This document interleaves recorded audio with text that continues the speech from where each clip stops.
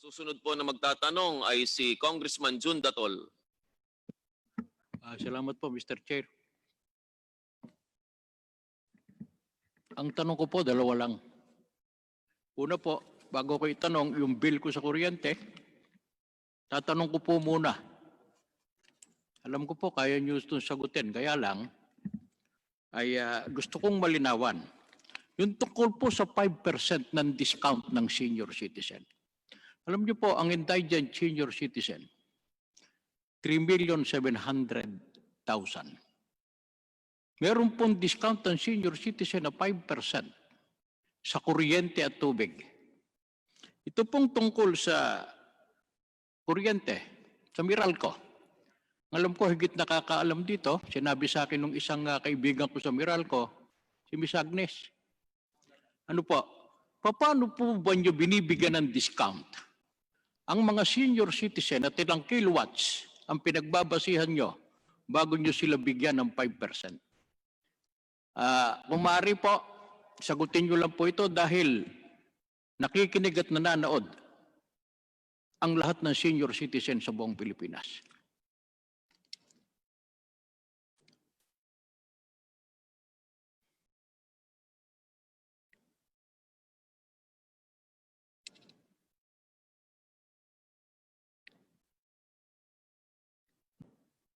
Your Honor, ang mga senior citizens po kasi depende po yan kung sino po yung nakaregister doon sa konsumo ng electric bill, sir. So, nagkakaroon pa po ng investigasyon si Meralco on that at doon lang po kami nag-validate pagkaan. Mukha pong hindi malinaw yung inyong kasagutan. Mukha po, nakapangalan sa akin yung bill namin. At karamihan din po ng senior citizen, yung mga padre de pamilya, sa kanila po nakapangalan, lalo na yung mga indigents. Ang tinatanong ko po, para po hindi tayo magtagal, diretsahan ang sagot. Ilang kilowatts ang ibinibigay nyo sa porsyento para sa 5% ng senior citizens? Sir, babalikan po namin kayo sa datos niyan. Sandali lang po. Yung pong ibinibigay nyo na 5% sa senior citizen, ilang pong kilowatts ang dapat makonsumo ng padre de pamilya o head of the family na senior citizen? Sir, para po sa mga 0 to 200 kilowatt hours, ito Pakilakas po nga ay... po, ma'am. Sir, ito po ay per kilowatt hour po. Ito po ay 0.0001 centavos, 100 to all the rest of the kilowatt hours po. Beyond 100 kilowatt hours po. Meron Opa. po siyang senior citizen subsidy po. Opo, paano nga po meron po bang mga application na pipirmahan o doon po sa kilowatt na binabasa ng inyong tauhan sa mga metro ng tahanan ng senior citizen?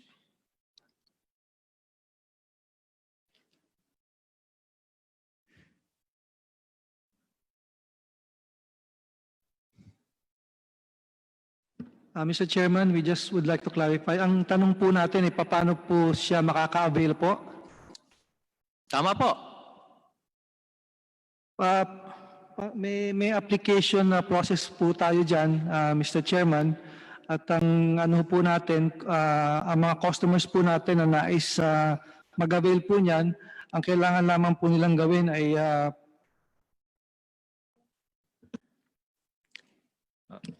Mr. Chair, pwede ko hubang sagutin? Sige po, sige po. Sige po. Okay. Okay. Ayon po sa guidelines ng Energy Regulatory Commission. So, ang senior citizen discount po ay mag-a-apply lamang doon sa mga kumukonsumo ng 100 kilowatt hours or pababa. So ito po ay doon sa mga bahay na ang metro nila ay nakarehistro sa senior citizen. So yun po ang nakasulat sa guidelines ng Energy Regulatory Commission. At regardless po kung ilang senior citizens ang nasa loob ng isang bahay, kung ang metro po nakarehistro sa isang senior citizen, that household will be entitled to the 5% senior citizen discount. Ganito na lang po, ano po, Opo. para po malinaw. Alam niyo po, ang indigent na senior citizen, 3,700,000 na bihira namang kumonsumo ng 100 kilowatts na sinasabi nyo. Sapagkat ang reklamo po sa opisina ko, napakataas. Ano, kamukha ngayon ng pandemic, ano po, alam nyo po, yung maliit na pera ng senior citizen, halimbawa po yung 100 piso, napakalaki pong halaga sa kanila yan ngayong pandemic. Sapagkat pag lilimiin po natin, yung pong 5% na kanilang discount sa inyo, kalimitan po, hindi pinapansin ng Meralco. Marami po na senior citizen, pag pinagsama-sama nyo yan, hindi lang po 100,000, makabutin po ng milyon, hindi lang milyon. Pag kinwenta natin ang talagang dapat na ibigay sa kanila. Kaya nga po, para wala na po tayong pagtatanong at hindi nyo ako pinagpapasapasahan, pakibigay na lang po ang lahat ng listahan ng mga senior citizen na binibigyan nyo ng 5%. Sapagkat po, yan po, batas natin yan. Ano po? At ibigay nyo lang po sa aming komite ng aming pong mapagparisan yung pong mga reklamo sa opisina namin at sa binabayad nila at hindi sila binibigyan ng discount ng Meralco. Yun lang po, maaari po bang ibigay niyo yung mga listahan sa committees? Opo, Mr. Chair. Gagawin po namin yan po. Salamat po. Pangalawa ko pong tanong. Inuuna ko po kasi yung kami po kasi mga congressman. Pag-aari po kami ng bayan sapagkat halal po kami ng taong bayan. Inuuna po namin ang problema ng aming nasasakupan kesa sa aming pamilya. Sapagkat sinasabi ko nga, lahat ng halal ng taong bayan, pag-aari ng bayan at dapat namin protektahan ang aming nasasakupan. Kaya nakita nyo, kanina pa kami rito, tabi-tabi kami rito, 4 kaming senior citizen. Gusto naming malinawan talaga ang ginagawa ng Meralco kung tama ba o mali sa aming mga nasasakupan.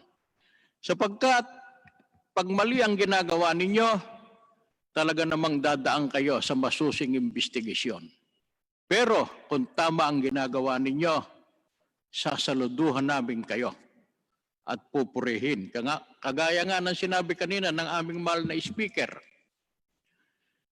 dapat tinutulungan nyo yung mga kawawa. Dapat nga senior citizen 5%, dapat nga pandemic binigyan nyo sana ng 10%. Ano po? Pero yung mga report sa amin, talaga pong napakaraming reklamo. Ngayon naman po, halimbawa, tanong po ng isang kongresista ito kasi hindi na siya umabot. Pinakiusap lang po sa amin na member din ng committees nito.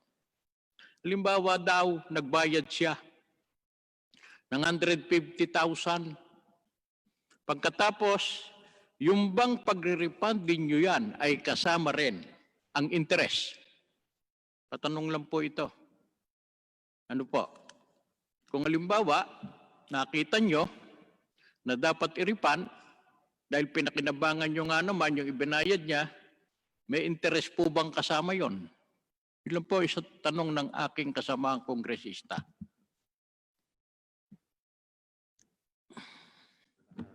Sa ngayon po, Mr. Chair, wala po yan dahil hindi po yan kasama dun sa guideline po na naipalabas po ng ERC po.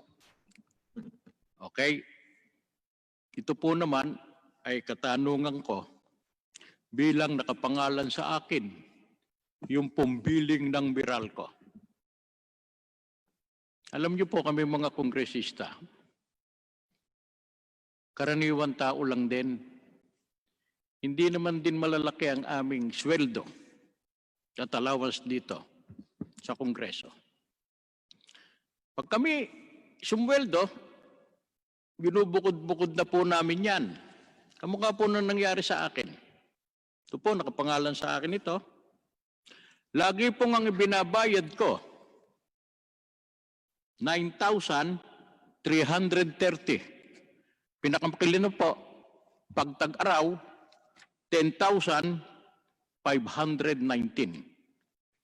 Simula po noong Marso 2020, kilowatts na nakonsumo namin, 921, bayad kami ng 9,330. Noong pong Abril, kainitan, ano po, nagbayad kami ng 10,519. Mayo, may pandemic na po yan. Ang pandemic po kasi, kinakailangan magbukas ka ng mga bintana. Papatayin mo yung aircon nyo para pumasok ang hangin. Ano po? Ano mo ba naging cheat namin kung walang nag-reading? 27,000 mahigit. 27,784.36. Kaya nga po, ang binayaran naman namin, 10,500 kasi nga hindi kayo nagbasa hindi kayo nag-reading sa bawat kontador. Nanghula lang po kayo. Ano po? Kaya nga po, noong April, May, June, nagbasa kayo. Ano po? Bumaba. Pero, paano naman yung ibinayad namin na nanghula lang kayo? At sinisingil na naman kami yung aming natirang utang at tumaas daw dahil nga gumamit kami ng maraming kuryente. Ano po, yun ang gusto ko lang malinawan na meron kayong amount na naman ngayon yun na 16,675. Hindi ro kami sisingilin, babayaran ng aming 4 na hulog, paano nyo ho may papaliwanag sa bulwagang ito na yung panghuhula nyo tungkol sa pagbabayad namin ng kuryente ay biglang tumaas, halos 3 doble, kagaya ng sinasabi ng kasama kong si Congressman Marcoleta. Nasa bahay siya, dahil senior citizen, hindi lumalabas, pag hindi kinakailangan, wala siyang nakitang nag-reading doon sa kanyang kontador ng kuryente. Paano po ngayon ang gagawin natin dito? Hindi lang po sa akin, sa taong bayan na naghahanap ng paliwanag ninyo. Dito, sa mga bill na biglang tumaas ng napakabilis pa sa Kuwaitis. Sa Kuwaitis na parang galing sa Bukawi. At hindi malaman ngayon ng mga walang trabaho na meron ng halos 10 milyon na Pilipino ang walang trabaho. Kung saan sila kukuha ng pambayad. At gusto ho naming madinig sa inyong mga bibig kung ano ang mangyayari na sa ginawa ng Meralco sa taong bayan. Thank you, Mr. Chair. Kung mamarapatin niyo po, base po sa nailahad niyo po sa amin, yun po at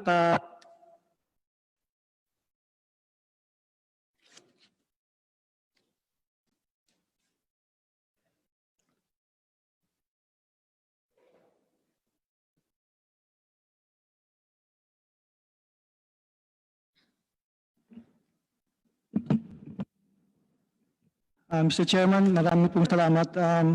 Base po sa nabanggit po namin kanina at dun sa nailahad niyo po, sa pagkakaintindi po namin, yun pong billing niyo po noong Marso at Abril, yan po ay estimated dahilan po sa hindi po nakalabas yung mga nagbabasa ng metro po natin.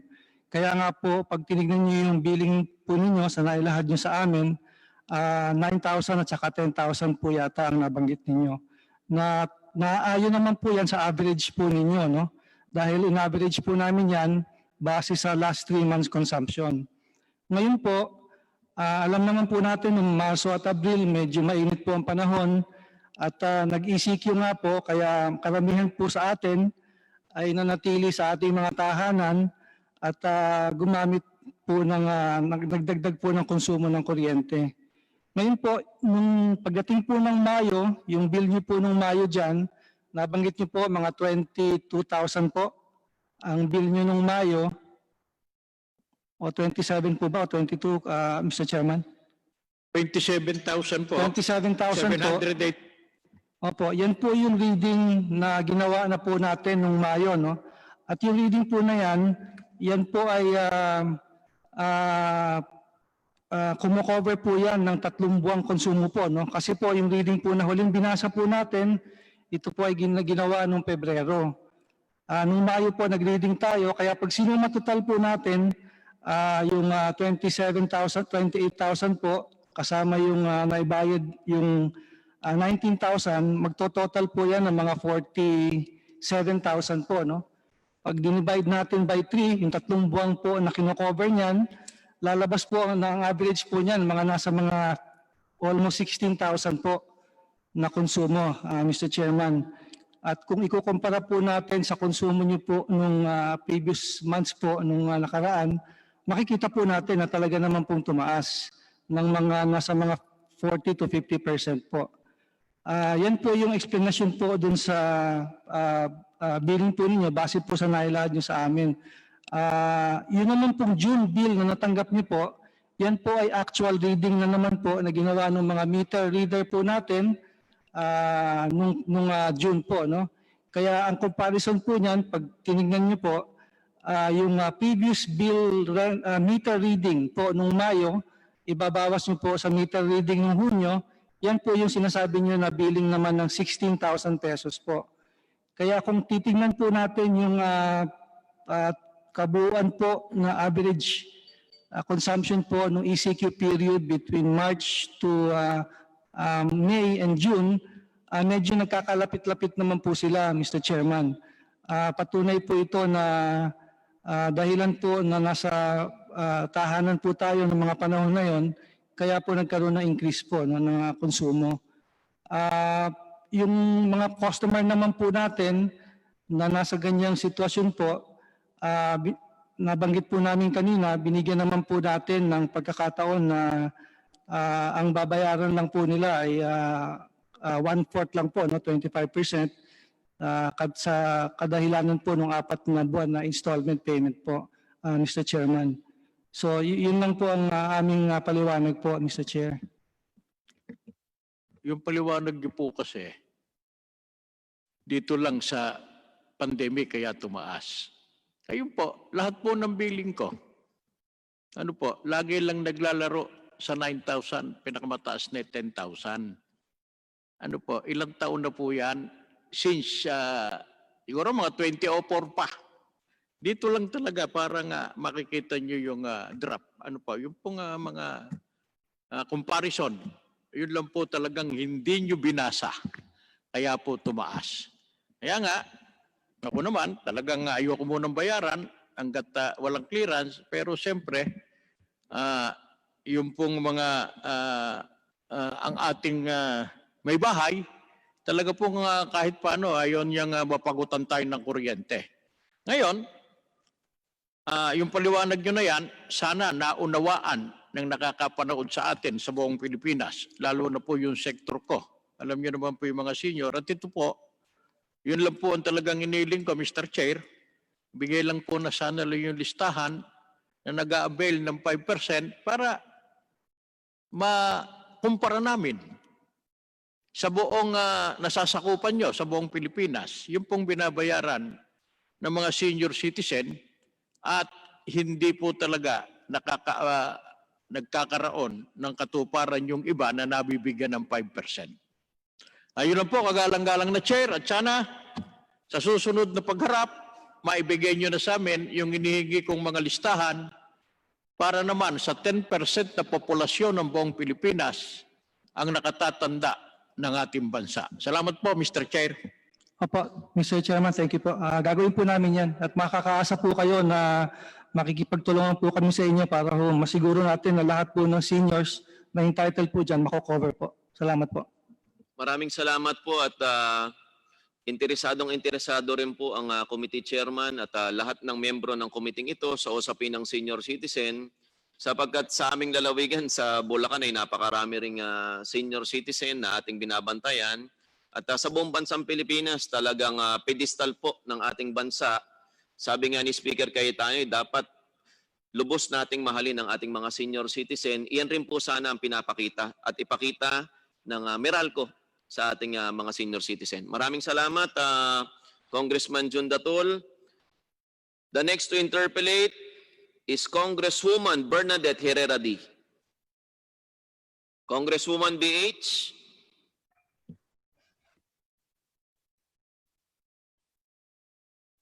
Mr. Chair.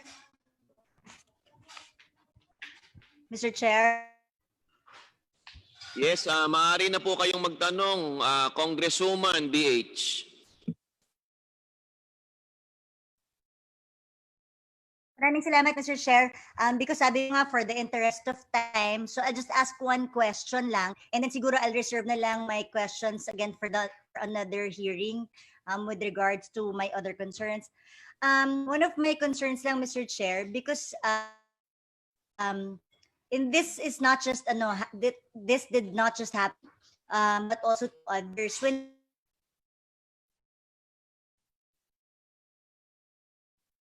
I comment na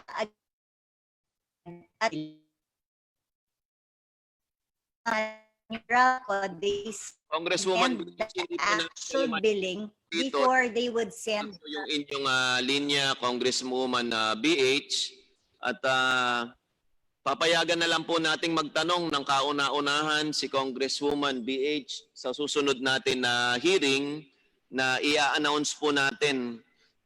At bibigyan po muli namin kayo ng announcement sa susunod po natin na hearing.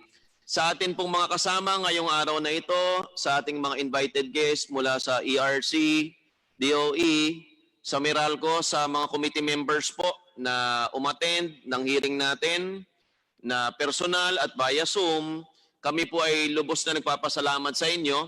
Medyo bitin pa po ako sa hearing natin ngayon dahil ang hinihintay po talaga at ang kabili-bilinan po ng ating Speaker of the House, Alan Peter Cayetano, ay mabigyan sana natin ng solusyon talaga ang ating mga kababayan kung paano po mapapababa yung mataas na singil ng kuryente, lalong-lalo na yung kaguluhan po na naganap, lalong-lalo na nung lockdown ng COVID na estimation, sunod nung pagkatapos ng estimation, nagkaroon ng actual meter reading pero sobra naman ang taas.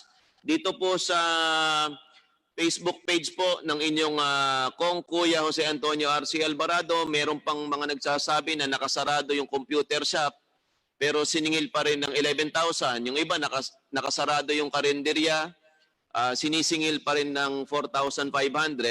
Mahirap po talaga para sa ating mga kababayan ang maintindihan ito. Pero umaasa po kami na pagkatapos po ng hearing na ito at kasama na po dito ang pakiusap sa Meralco na sana po kayo ay magpalabas ng mga infomercial sa lahat po ng mga stasyon na meron tayo, kasama na po sa social media at sa pahayagan na yung infomercial po sana ay madaling basahin kasi nakita ko po yung sa ipinadala po ninyong bill, may nakasama na ilang page na paliwanag. Ngunit ako po ay malinaw na po yung mata ko, pero nahihirapan pa akong basahin kasi napakarami pong nakasulat. Sana po ay outline na lamang po yung mas madaling intindihin.